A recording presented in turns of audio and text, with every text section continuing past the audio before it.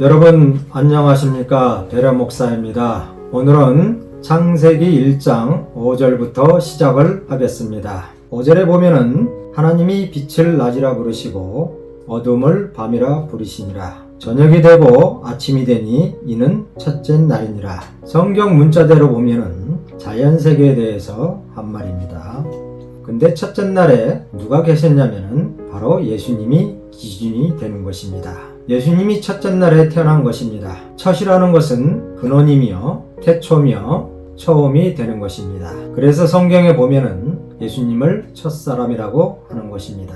아담이 첫사람이 아니고 예수님이 첫사람이 되는 것입니다. 왜냐면요, 예수님을 첫날에 지어서 그렇습니다. 예수님은 창세 전부터, 즉 자연세계가 있기 전부터 계신 분이시며, 하나님은 첫날에 예수님을 계획을 세우시고 예수님을 낮이라 하고 예수님이 영으로 지음을 받지 못한 인간을 성경에서는 뭐라고 하냐면요, 밤이라고 합니다. 이것이 첫날이 되는 것입니다. 그러므로 모든 것이 예수님으로부터 시작을 하는 것입니다. 다시 성경을 보면은 6절에서 8절에 보면은 하나님이 둘째 날에 궁창을 만드십니다. 그리고 궁창의 물을 또한 둘로 나누십니다. 궁창은 하늘을 말하는 것입니다. 그리고 하나님이 물과 물을 둘로 나누시는데 윗물이 있고 아랫물이 있습니다. 여기서 윗물이란 하늘에서 내리는 은혜를 말하는 것이며 아랫물이란 그 물을 은혜를 받아들이는 성도를 말하는 것입니다. 요한복음 3장 5절에 보면은 물과 성령으로 거듭나라 라고 할 때 그 물을 말하는 것입니다. 전에 기초과정에서 말씀을 드렸습니다. 하나님의 성품의 효과로 나타난 것 중에 물이 있다고 하였습니다. 그리고 이 물이 하나님의 성품이라고 하였습니다. 그러므로 하늘의 물, 즉 성품이라고도 하며 생명이라고도 합니다. 생명이 내게 오면 그 물을 받아들인 나는 아랫물이 되고 하나님이 주신 물은 윗물이 되는 것입니다. 그래서 예수님은 윗물이 되고 우리는 아랫물이 되는 것입니다. 거듭난 사람에 한해서 그렇다는 것입니다. 만약에 거듭이 안 났다면 물과는 상관이 없는 것입니다. 이것이 궁창이며 자연세계에 대해서 말한 것은 비유입니다. 실제로는 보이지 않는 영의 세계에 대해서 말씀하신 것입니다. 성경은 육의 세계와 영의 세계와 생명의 세계에 대해서 말한 것입니다. 그래서 궁창을 하늘이라고 부르며 저녁이 되고 아침이 되어서 둘째 날이 되는데, 궁창이 하늘이라고 한다는 말은 예수님이 하늘이라는 것입니다. 우리도 예수님이 영을 받으면 하늘이 되는 것입니다. 예수님이 천국이니까 우리 속에 예수님이 영이 와 있으면 곧 하늘이며 천국을 이루는 자가 되는 것입니다. 그러므로 자연세계의 궁창도 있지만 영의 세계의 궁창도 있는 것입니다. 하나님은 우리를 하늘이 되게 하려고 하신 것입니다. 사도 바울은 빌립보서 3장 20절에 너의 시민권은 하늘에 있으니 땅의 것을 생각지 말라고 하였으며 너희는 위의 것을 찾으라고 하였던 것입니다. 궁창이나 하늘이 같은 말입니다. 그럼 하늘이 뭔가요? 육의 세계에서는 우주 공간이 하늘이지만 영으로는 예수님이 계신 곳이 곧 하늘이 되는 것입니다. 위의 것을 찾으라는 것은 하늘의 것, 즉 영생을 위해서 살으라는 말이며 땅의 것을 위해서 살지 말라는 것입니다. 다시 성경 말씀 9절을 보겠습니다. 9절에 보니까 하나님이 이르시되 천하의 물이 한 곳으로 모이고, 여기서 묻을 땅이라는 말이 나오는데 그 땅은 세 가지가 있습니다. 육의 땅과 영의 땅과 생명의 땅이 있습니다. 계시록 21장 1절에 보면은 새 하늘과 새 땅이 나옵니다. 이 말은 거듭난 성도를 말하는 것입니다. 영에서 보면은 그 새 땅을 하나님이 짓기 위해서 자연의 땅에 있었던 것입니다. 자연의 땅이 없으면 사람이 못 태어나고 못 태어나면은 영의 땅이 될 수가 없었던 것입니다. 그럼 영의 땅이 무슨 땅인가요? 바로 궁창이 영의 땅이 되는 것입니다. 다시 10절에서 13절 말씀을 보면은 하나님이 묻을 땅이라고 부르시고 모인 물을 바다라 부르시니 하나님이 보시기에 좋았더라 하였습니다. 10절에 땅이 나옵니다. 하나님이 땅을 뭐하러 지었을까요? 감옥과 씨를 맺게 하려고 지은 것입니다. 그러면 하나님이 우리를 하늘의 궁창으로 만드셨으면 무엇이 나와야 합니까? 성령으로 거듭이 난 사람이 하늘의 궁창이라고 했습니다. 여러분들이 거듭이 났다면 무엇이 나와야 합니까? 땅에서 열매가 나와야 합니다. 열매가 뭘까요? 성령의 9가지 열매가 나와야 됩니다.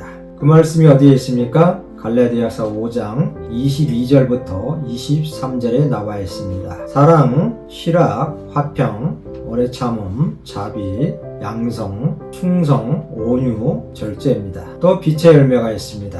에베소서 5장 9절에 보면은 착함과 의로움과 진실함이 나옵니다. 그 다음에 또 뭐가 있냐면요, 지혜의 열매가 있습니다. 야고보서 3장 17절에서 18절의 말씀이 나와 있습니다. 성결하고 화평하고 관용과 양순과 긍휼과 선한 열매가 가득하고 편견과 거짓이 없나니 이런 열매를 우리는 맺어야 합니다. 이것을 생명의 씨라고도 하며 열매라고도 합니다. 씨는 땅에서 맺는 것입니다. 그러므로 이 땅은 거듭난 사람의 마음이며 열매는 성령의 열매인 것입니다.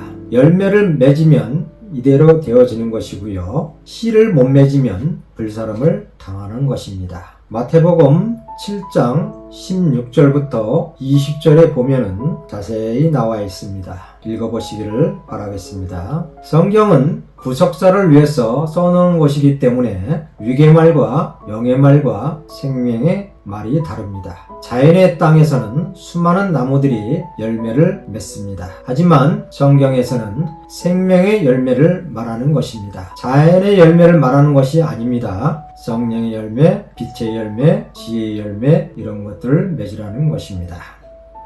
근데 땅에서는 모든 나무들이 나름대로 열매를 맺습니다. 하지만 성경에서는 다른 나무는 일체 안 나옵니다. 오직 생명의 열매 맺는 사람만 나옵니다. 13절에서 16절 말씀을 보면은 저녁이 되고 아침이 되니 이는 셋째 날이니라.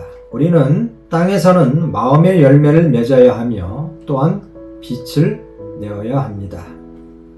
마태복음 5장 14절에 보면은 너희는 세상의 빛이라 하였으며 또한 이 빛은 광명입니다. 자연 세계에서는 해가 광명이지만 영의 세계에서는 우리가 빛이 되는 것입니다. 예수님도 빛이었으니 예수님이 영이 오면 우리 또한 성령의 열매를 맺어야 하며 빛이 되어야 되는 것입니다. 그래서 하나님이 14절에 광명이 있으라고 하였던 것입니다. 여기서 광명은 세 가지가 있습니다. 왜냐면요, 선한 일에도 있어야 하지만 밤에도 빛이 있어야 합니다. 또 하나가 있습니다. 해, 달, 별이 있습니다. 여기서 별은 방향을 말하는 것입니다. 우리가 아무리 해가 되고 달이 됐다 하더라도 별, 즉 방향 감각이 없으면 우리는 앞으로 못 나가는 것입니다. 그러므로 낮에도 빛이 필요하고 밤에도 빛이 필요하고 밤에는 별을 통하여 길을 안내를 받아야 합니다. 성령께서 내 안에서 역사를 하게 되면은 해가 되는 것이며 그리고 그 진리가 우리 속에 있다라고 하면은 달과 같은 것이며 우리가 삶 속에서 주님을 찾고 사랑하고 찬송하고 기도를 하고 말씀을 항상 보고 그렇다면은 천국 가는 길이 되는 것입니다. 그럼 이것이 별입니다. 별은 수가 아주 많습니다. 성도들은 수가 많습니다. 성도들을 가리키는 것입니다. 성령도 하나요, 진리도 하나요. 그런데 이 진리를 듣고 전하는 무리의 수가 많으니까 별이라고 하는 것입니다. 근데 세 개가 다 빛입니다. 큰 광명, 작은 광명, 별이 있습니다. 큰 광명은 내 안에 계신 성령이 큰 광명입니다. 작은 광명은 무엇이냐면 성령이 주시는 빛을 받아서 어둠을 비치는 것이며 곧 성도가 빛이 되는 것입니다. 이사야 60장 1절에 보면은 일어나라 빛을 발하라고 하였습니다. 또한 우리는 별이 되어 세상에 빛이 되어야 합니다. 17절을 한번 보겠습니다. 하나님이 그것들을 하늘의 궁창에 두어 땅을 비추게 하시며 라고 하셨습니다. 사도와 선지자들도 땅에 비추는 빛들입니다. 예수님도 빛이었기에 어둠도 비추고 낫도 비치고 길잡이도 되셨던 것입니다. 나는 길이요 진리요 생명이라고 하셨습니다. 다시 18절을 보겠습니다. 낮과 밤을 주관하게 하시고 빛과 어둠을 나누게 하시니 하나님이 보시기에 좋았더라 라고 하였습니다. 여기서 낫은 무엇을 말하는 겁니까? 예수님 자체를 말하는 것이며 성령을 말하는 것입니다. 또한 낫은 예수님이 영을 받은 거듭난 성도를 말하는 것입니다. 19절에서 20절 말씀을 보겠습니다. 저녁이 되고 아침이 되니 이는 넷째 날이니라. 하나님이 이르시되 물들은 생명을 번성케 하라. 땅 위에 하늘의 궁창에는 새가 나르라 하는 말이 있습니다. 궁창에는 새가 날고 물에는 고기가 사는 것입니다. 이것은 육에서는 자연의 세계를 말하는 것입니다. 하지만 영의 세계에서는 다릅니다. 그럼 뭐가 다를까요? 모든 성도들은 자유가 있음을 말하는 것입니다. 내 안에 천국이 이루어지면 자유가 있는 것입니다. 그리고 물속에는 많은 고기들이 헤엄치고 노는데 이것을 은혜라고 합니다. 그러므로 육에서 보면은 자연 세계를 말하고 있지만 영에서 보면은 물에서 은혜가 있는 것이며 예수님 안에는 은혜와 진리와 자유가 있는 것입니다. 그러므로 예수님의 영이 내 안에 있으면 은혜와 진리와 자유를 누리는 것입니다. 20절에 보면은 번성하라는 말이 나옵니다. 번성하라는 것은 육에서는 자연의 세계가 되겠지만 영에서는 그것이 아닙니다. 처음에 복음 전하는 사람이 그리스도 하나였지만 시간이 지나서 12명이 되었습니다. 그리고 3년 반이 지나서는 120명이 되었던 것입니다. 그러다가 세계로 복음이 퍼져서 번성하게 되었던 것입니다. 여기에 보면은 궁창이 나오고 새가 나오고 물고기가 나옵니다. 궁창은 거듭난 성도의 마음이며 물은 성도의 은혜며 헤엄치고 다니는 것들은 전부 성도들입니다. 새도 성도며 바다에서 헤엄치면서 사는 것도 생물도 다 성도를 상징하며 가리키는 것들입니다. 다시 22절 말씀을 보겠습니다. 하나님이 그들에게 복을 주시며 이르시되 생육하고 번성하여 여러 바닷물에 충만하라. 새들도 땅에 번성하라 하시니라 하였습니다. 여기서 새는 자유를 상징하는 것이며 바다에 사는 고기는 은혜를 상징하는 것입니다. 하나님 말씀대로 궁창이 된 나는 자유가 있는 것이며 궁창이 없으면 자유가 없는 것입니다. 내가 하나님의 은혜 가운데 거하면 풍성하게 하시는 것처럼 고기가 물 떠나면 죽는 것입니다. 즉 성도가 은혜가 떠나면 죽는 것입니다. 다시 25절 말씀 보니까 하나님이 땅의 짐승을 그 종류대로 가축을 그 종류대로 땅에 기는 모든 것을 그 종류대로 만드시니라 하였습니다. 하나님이 보시기에 좋았더라 하였습니다. 가축이란 길들여진 짐승을 말하는 것입니다. 길들여진 짐승은 대체적으로 양소입니다. 또한 가축이란 주인을 위해서 봉사하는 것입니다. 독사나 이리는 길들여지지가 않습니다. 주인을 해치며 해쳤지 길들인 짐승이 아닙니다. 백해무익합니다. 그러므로 짐승을 내되 가축에 한해서 내라는 것입니다. 가축이라는 것은 제사를 지낼 수 있는 것인데 거듭난 성도를 말하는 것입니다. 이렇게 제사를 지낼 수 있는 가축이 되어야 하는데 근데 가축된 우리가 자꾸 무엇으로 변합니까? 이와 독사로 변합니다. 하지만 우리 예수님은 오직 가축만 낳았습니다. 오직 그리스도 안에 있는 자만 낳았습니다. 이것이 비밀입니다. 26절 말씀을 보겠습니다. 하나님이 이르시되 우리의 형상을 따라 우리의 모양대로 우리가 사람을 만들고 그들로 바다의 물고기와 하늘의 새와 가축과 온 땅과 땅에 기는 모든 것을 다스리게 하자 하시고 란 말을 하였습니다. 이 구절에서 우리가 나옵니다. 하나님이 여럿이 있다는 것입니다. 쉽게 얘기해서 신이 여럿이 있다라고 생각하면 됩니다. 이것은 하나님의 사역을 가리키는 소리이며 때로는 아버지로서, 때로는 아들로서, 때로는 성령으로서 사역을 하신다는 것입니다.